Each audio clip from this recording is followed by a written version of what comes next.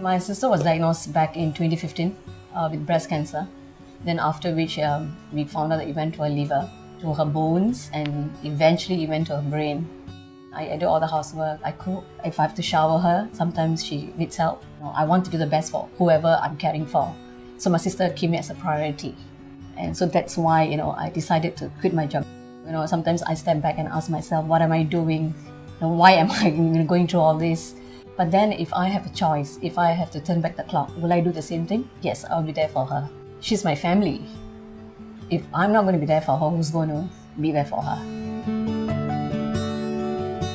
To be told that your child is diagnosed with cancer at such a young age is really a piece of news that no parent should hear. When he was diagnosed, he was just about 2 years old. So at that age, I think it was really quite hard for them to fully understand whatever that was going on, especially all that pricking and poking for the chemotherapy. What we did was that we tried to explain things to him in his language. If they have an IV pole and a drip that goes through their portacath. So we would call it the choo-choo train because it follows you wherever you go. We made it a point to get to know everyone in the hospital so that he knows that, oh, hey, mommy and daddy are friends with the people in the hospital. It's not a scary place.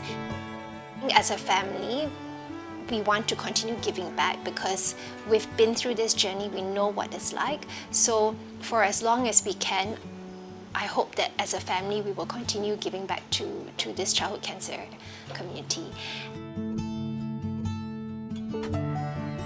Young adults make up 5 to 10% of the entire cancer population, but you look at the amount of resources that these young adults have, it's really hugely disproportionate.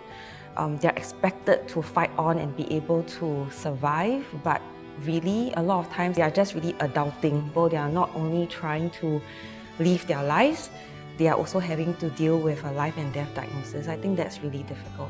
Welcome to another episode of Candid Cancer. When I was first diagnosed with cancer, I didn't know of anyone else who had cancer, and just knowing that can be very isolating. You can feel very lonely and you can wonder why am I diagnosed with cancer? Why am I as a young adult having to go through such a thing? So when you're part of AYAO, you get to see there's a big group of people, a huge community of support. I wanted to join the support group because I felt that there was something missing in our age gap from 16 to 39.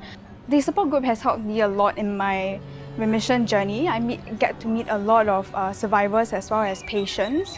And even though I'm no longer on treatment, the gratitude that I get from the support group, it grounds me a lot as a human and as a survivor myself.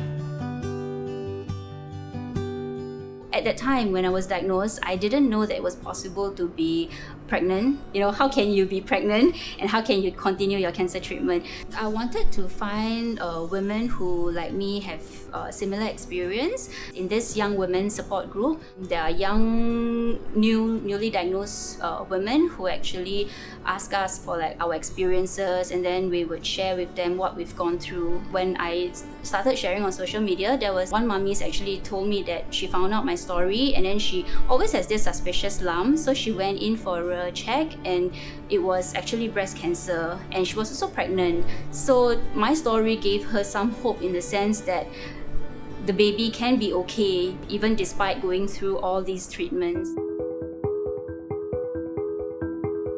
I remember I was diagnosed in 2009. I was retrenched 1 year after, especially I'm only sole breadwinner of the family. Children still young. It was tough. After a while, I may go in a wheelchair, wheelchair bound. But yet, my wife said something to me. Even if you're in a wheelchair, I'll push you. I decided to give my time more to Parkinson Center. That was the avenue which I think I can help out the most, I felt. Because I'm a Parkinson patient. When I help out, I begin to feel a sense of joy in every help these people. And not just physically, but they don't really, during the exercise only 1 hour or so, but it's after that when I sit down and talk to them, then they realize that I'm also a Parkinson patient. Then they can identify me. By talking to them, actually I'm talking to myself to encourage myself.